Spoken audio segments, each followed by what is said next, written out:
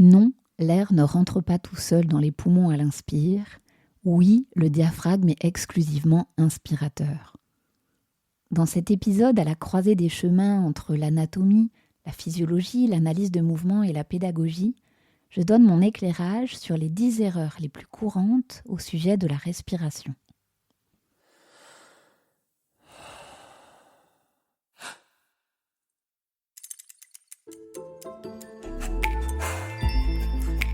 Transmettre. Le savoir-faire invisible qui nourrit les liens humains. Bienvenue dans Pédagogie en mouvement, le podcast dédié aux professionnels du corps et du mouvement.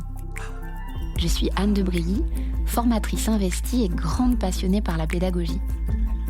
Ici, nous explorons ensemble l'art de la transmission en alliant rigueur, créativité et expérience de terrain. Chaque semaine, je t'y propose des outils concrets, des réflexions inspirantes et des éclairages précieux pour enrichir ta pratique et nourrir ton enseignement.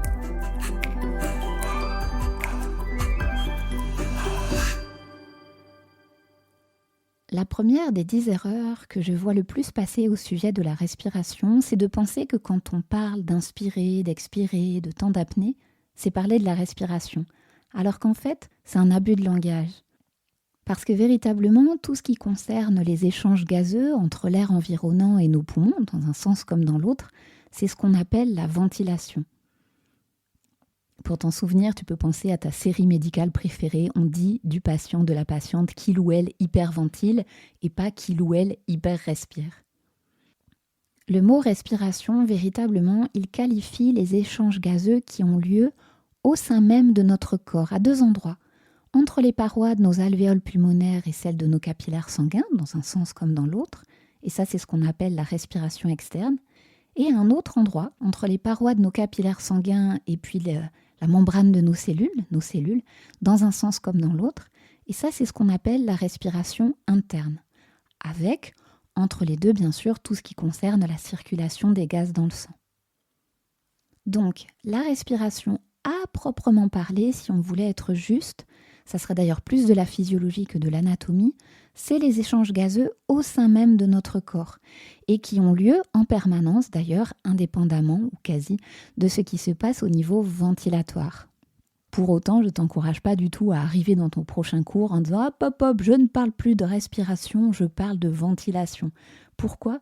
Parce que le mot respiration, il fait partie du vocabulaire courant, parce qu'il est facile à comprendre, à appréhender. Donc je t'invite à faire le choix d'un mot qui soit facile d'accès pour tes apprenants-apprenantes, même si toi, tu sais au fond que c'est un abus de langage et que véritablement, ce qu'on appelle respiration, c'est la ventilation. L'erreur numéro 2, et je sens que ça va me piquer à dire ces mots-là parce que ça me pique les yeux quand je vois cette phrase écrite, c'est de penser que le diaphragme, il est inspirateur et expirateur et qui sait tout faire dans la respiration et qui sait tellement tout faire qu'il sait même faire le café. Eh bien non, le diaphragme, on va se le répéter tel un mantra, le diaphragme, il est inspirateur, le diaphragme, il est inspirateur, le diaphragme est inspirateur. Et même, c'est le principal muscle de l'inspire. Attention, quand je dis ça, ça veut dire plusieurs choses. D'abord, qu'il y a d'autres muscles qui permettent l'inspiration. Mais aussi et surtout, il faut avoir en tête que certaines de nos inspirations ne sont pas faites par des muscles, mais qu'elles peuvent être réalisées par d'autres forces. J'y reviendrai. En revanche, il ne faut pas me faire dire ce que j'ai pas dit. Le diaphragme, il peut être contracté à d'autres moments qu'à l'inspiration. Il peut être contracté pendant un temps d'apnée, il peut très bien être aussi contracté pendant une expire. C'est les chanteurs et chanteuses qui connaissent bien ça. Mais ce n'est pas pour autant que c'est son action. Il va avoir une contraction statique, par exemple pendant un moment d'apnée, ou une contraction excentrique pour freiner un mouvement qui serait réalisé par une autre force. Mais ce qui est à retenir, c'est que même s'il est contracté à d'autres moments qu'à l'inspire, ce n'est pas son action. L'action du diaphragme, c'est bel et bien l'inspire. La troisième erreur, alors j'avoue qu'erreur, c'est un bien grand mot, il s'agit plus d'une histoire de réajustement de discours, c'est de penser que le diaphragme, il a une forme de dôme, de coupole. Cette métaphore-là, de prime abord, elle fonctionne très bien, donc il n'y a pas lieu de s'en priver. Mais il y a dans la notion de dôme, de coupole, le fait que ce soit des structures rigides. Et ça me gêne un peu, parce que le diaphragme, c'est un muscle, c'est un tissu mou. Il est constitué de tissus musculaires, de tissus conjonctifs. Et ce qui lui donne sa forme, c'est le fait qu'il soit amarré à certaines structures, comme la cage thoracique ou la colonne, par exemple. Donc pour donner une représentation anatomique qui fonctionnerait mieux par rapport à cette notion de tissu mou, le côté méduse ou bonnet de bain sont des métaphores qui fonctionnent mieux pour moi. Mais dans la notion de méduse et de bonnet de bain, il y a certaines particularités de la géographie et de la structure du diaphragme qui ne sont pas nommées. Par exemple, son dénivelé qui est extrêmement conséquent, parce que la partie la plus haute du diaphragme, elle se situe à peu près entre la 4e et la 5e côte. Pour donner un ordre d'idée, la 5e côte, chez l'homme au sens du sexe et pas du genre, c'est à peu près l'endroit du téton, le niveau du téton. Et la partie la plus basse du diaphragme, un de ces deux piliers, arrive au niveau de L3, la 3e vertèbre lombaire. Elle est en regard du nombril. C'est dire si le dénivelé de ce muscle-là est conséquent. Et cette notion de dénivelé, elle n'est pas contenue implicitement par l'image de la méduse. C'est pour ça que souvent je préfère l'exemple d'une raie manta qui serait couchée sur un énorme ballon de pilates et dont la nageoire dorsale, la nageoire la plus longue, figurerait les piliers du diaphragme. Donc ce qu'il y a à retenir de cette 3e erreur entre guillemets, pour moi c'est plus une histoire de quel est le mot que je choisis par rapport à l'objectif que j'ai. Si je veux donner l'idée de la forme générale, dôme-coupole fonctionne bien. Si je veux donner l'idée d'un tissu mou, alors méduse, bonnet de bain fonctionne bien. Si je veux amener la notion de dénivelé, je vais devoir trouver d'autres images, d'autres représentations. Au même titre que si je voulais parler du rapport du diaphragme avec la colonne, je prendrais davantage l'exemple d'un repli de rideau. Tous ces exemples de métaphores, mais aussi la forme du diaphragme, sa structure, le rapport qu'il entretient avec les structures voisines et aussi ses différentes actions, j'y reviens très prochainement dans un atelier dédié, un mardi de l'anatomie, dédié spécifiquement au muscle diaphragme. Je mets toutes les infos en description. L'erreur numéro 4, c'est d'imaginer qu'on peut gérer complètement notre respiration. C'est pas complètement le cas. On peut la modifier, bien sûr, et c'est parfois souhaité, parfois souhaitable, mais de jamais oublier que le bulbe, il est plus fort que toi. Le bulbe, c'est quoi ? C'est le bulbe rachidien du tronc cérébral, cette partie de l'encéphale qu'on appelle parfois cerveau reptilien, et qui va gérer, entre autres, nos fonctions vitales. Donc on peut jouer à faire changer les paramètres de notre ventilation, par exemple la vitesse du flux d'air, le volume inspiré ou expiré, le fait de se mettre en apnée, la localisation, est-ce qu'on inspire en faisant bouger le ventre, est-ce qu'on inspire en faisant bouger les côtes, à l'avant, sur les côtés, dans le dos.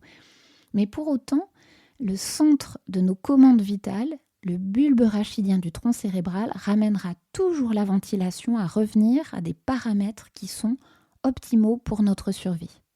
Et c'est là où à chaque fois je me dis, je ne sais pas quelle étude d'ingénierie a fait Dame Nature, mais quand même, qu'est-ce qu'on est bien fait et bien faite.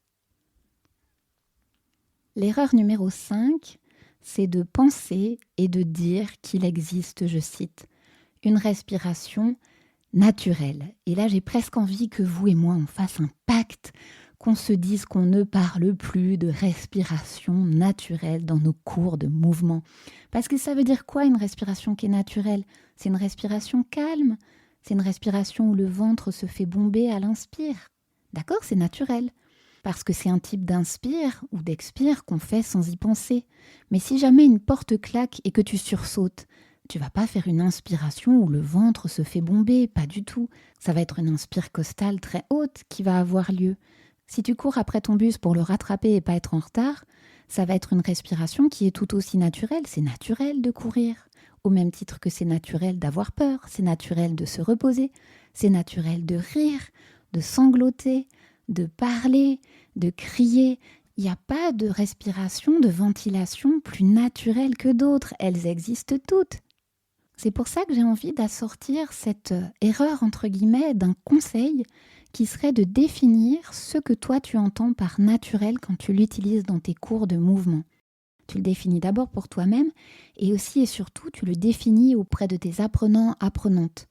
De cette façon-là, déjà, ça va faire consensus entre vous et aussi ça ne laissera pas à penser que certaines respirations sont plus naturelles que d'autres ou que certaines valent mieux que d'autres indépendamment de tout contexte.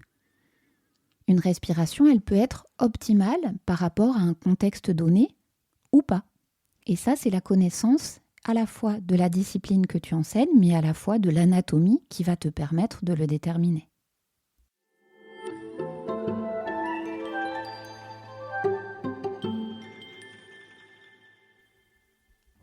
L'erreur numéro 6, c'est de penser que pour expirer, les abdos se contractent à chaque fois. Et en fait, c'est pas forcément le cas. Parce que par exemple, dans nos respirations de repos, nos respirations en volume courant, il n'y a pas besoin de recruter nos muscles expirateurs tels que les abdos. En fait, c'est une autre force que celle qui est la contraction musculaire qui va nous permettre de faire ces expirations de repos. C'est pas les abdos et même, c'est pas des muscles qui se contractent pour faire les expires de repos.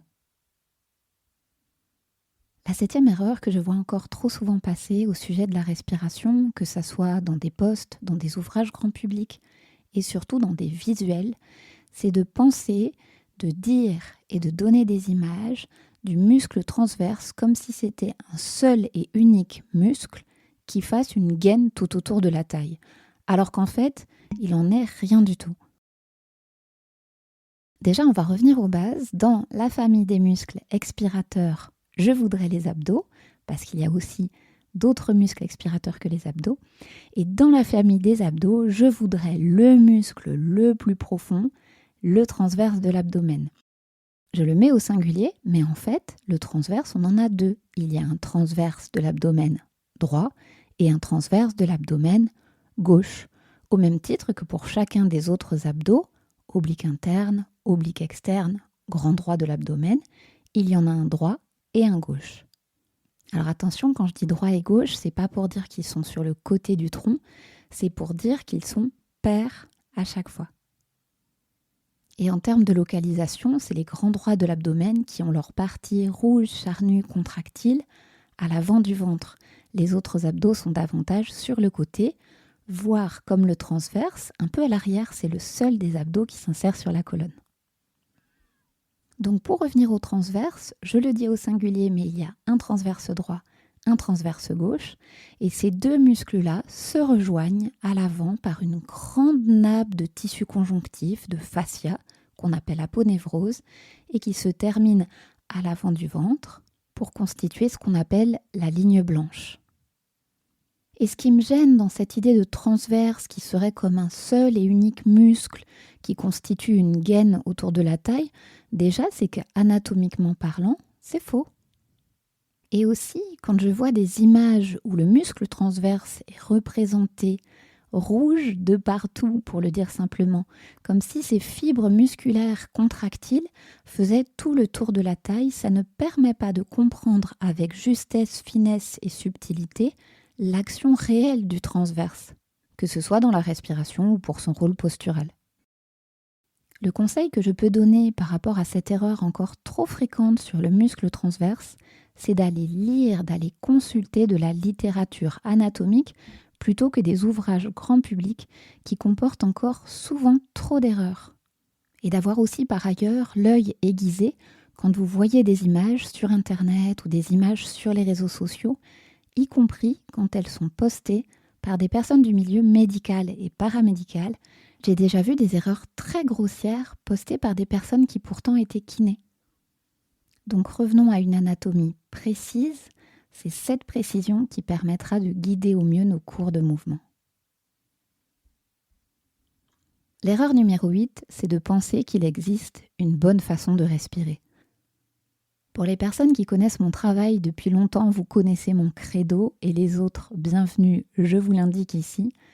Dans la respiration, comme dans le mouvement, comme dans la vie, il n'existe pas de bonnes ou de mauvaises choses en soi. Il existe des respirations adaptées à un contexte ou non, des mouvements adapté à un contexte et à un objectif, ou non. Et je fais souvent le comparatif à la fois anatomique et pédagogique avec cette phrase qui laisse à penser que les haricots verts, c'est bon pour la santé. Alors déjà, bon courage pour en manger 2000 calories par jour, je pense qu'il faut se les faire livrer par camion. Et bon courage aussi, question transit. Les haricots verts, c'est pas meilleur pour la santé que de manger des patates sautées. Ce qu'il faut, c'est adapter le dosage en fonction des envies, des besoins, des objectifs que l'on a. Trêve de plaisanterie, mais pour la respiration, vous l'aurez compris, c'est la même chose. Si vous avez besoin d'un moment de calme, de vous mettre au repos, de tempérer ce qui se passe d'un point de vue du système nerveux sympathique, c'est une évidence qu'une inspire diaphragmatique abdominale sera adaptée à ce contexte, à cet objectif-là. Mais à contrario, si vous avez envie de vous dynamiser, cherchez davantage une inspiration thoracique. Pourquoi pas même une inspiration thoracique très très haute, comme quand on hume un parfum, on vient élever les côtes les plus hautes et tracter sur le tissu pulmonaire à un endroit où il a peu l'habitude de l'être. C'est intéressant aussi, mais c'est très différent de l'objectif précédent. Donc ce qu'il y a à retenir, c'est qu'il n'existe pas une bonne ou une mauvaise façon de respirer. Il existe une façon de respirer adaptée aux besoins et ou à l'objectif que l'on a. L'erreur numéro 9, et qui s'entend parfois dans les cours, c'est quand on dit « il y a certaines personnes qui ne savent pas respirer ». Je suis un peu embêtée parce que véritablement, les personnes qui ne respirent pas, qui ne respirent plus, elles sont dans les cimetières. En revanche, ce qui peut se passer dans nos cours, c'est qu'il y ait certaines de nos pratiquantes qui respirent, ça c'est certain, mais qui vont avoir du mal à réaliser l'inspire ou l'expire ou l'apnée demandée, par exemple en inspirant au niveau de leur cage thoracique quand on voudrait voir le ventre être mobilisé, ou effectivement en réalisant des gestes quasiment en apnée. Je mets quand même un bémol à l'histoire de l'apnée parce que moi je viens du milieu de la danse et parfois on s'entendait dire après une chorégraphie « non mais là tu as dansé en apnée ». Alors non, ça fait 6 minutes que je danse, je n'ai pas pu faire ça en apnée. Par contre, avoir une respiration qui soit en adéquation avec le geste pour pouvoir le porter au mieux, que ça soit d'un point de vue purement physiologique, mais pourquoi pas dans ce contexte-là artistique ou lié à de l'interprétation, ou même tout simplement lié à du confort, ça c'est sûr qu'il va y avoir des consignes à amener pour faire en sorte que ça soit le cas chez les personnes qu'on accompagne. Finalement, la question à se poser quand on voit une personne qui, entre guillemets, ne sait pas respirer, c'est de se dire qu'est-ce que moi j'amène dans mon cours, dans mon exercice, dans mes consignes, dans ma précision de discours pour pouvoir amener la personne à faire la respiration qui serait la plus adéquate par rapport à cet instant-là. Et c'est tout l'enjeu du questionnement pédagogique à partir de la connaissance anatomique.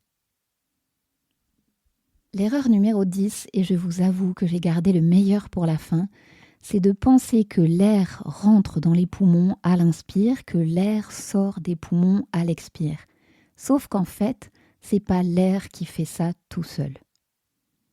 Pour qu'une inspiration ait lieu, il faut qu'il y ait une force. Attention, quand je dis force, c'est au sens physique, au sens de la physique. Pas du tout une force musculaire nécessairement.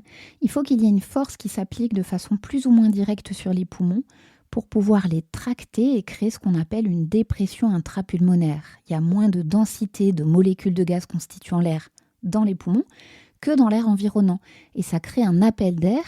Et donc l'air, il va se faire rentrer dans les poumons. C'est pas lui qui décide de rentrer tout seul. Au même titre que ce ne sont pas les poumons qui se gonflent tout seuls. Il faut bien comprendre qu'une inspire, c'est lié à une dépression intrapulmonaire. Et cette dépression intrapulmonaire, elle est causée par l'application d'une force sur les poumons pour les déformer. C'est ça qui crée l'inspire. Et à l'expire, il faut qu'il y ait une force qui s'applique de façon plus ou moins directe sur les poumons pour créer une surpression intrapulmonaire. Il y a plus de densité de molécules de gaz constituant l'air dans les poumons que dans l'air environnant, et l'air va se faire sortir des poumons, se faire chasser des poumons. C'est ça qui crée l'expire. Et il faut bien comprendre et se souvenir que quand je parle de force, il ne s'agit pas de force musculaire. Il n'y a pas nécessairement des muscles inspirateurs qui se contractent à l'inspire, ni de muscles expirateurs qui se contractent de façon nécessaire à chacune de nos expires. Et connaître les grandes forces qui régissent notre respiration, c'est à mon sens indispensable pour pouvoir lire avec justesse le mouvement, mais aussi pour pouvoir guider avec finesse nos élèves. Si la respiration est un sujet qui te parle, que tu as envie d'affiner tes connaissances anatomiques et aussi d'avoir davantage de précision dans tes consignes de mouvement, je t'encourage à participer à l'un de mes prochains ateliers, les mardis de l'anatomie. Tu as toutes les infos en description. Et en attendant, voilà un grand récap de ces fameuses 10 erreurs les plus courantes au sujet de la respi. En 1, c'est de confondre la respiration et la ventilation. En 2, c'est d'imaginer que le diaphragme sait tout faire, l'inspire et l'expire, alors qu'il est exclusivement inspirateur. En 3, c'est de limiter le comparatif de la forme du diaphragme avec un dôme ou une coupole.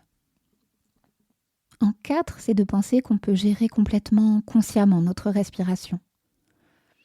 En 5, c'est de dire ou de penser qu'il existe une respiration naturelle. En 6, c'est d'imaginer que pour expirer, il y a toujours les abdos qui se contractent. En 7, c'est de voir le transverse comme un unique muscle qui serait une gaine autour de la taille. En 8, c'est de penser qu'il existe une bonne façon de respirer indépendamment de tout contexte. En 9, c'est de croire que certaines personnes ne savent pas respirer. En 10, c'est de penser que l'air rentre tout seul dans les poumons à l'inspire, sort tout seul des poumons à l'expire, quand il faut, pour ce faire, qu'une force s'applique sur les poumons. J'espère de cet épisode qu'il t'aura aidé à y voir plus clair sur l'anatomie et que d'un point de vue pédagogique, il t'aura donné une nouvelle inspiration.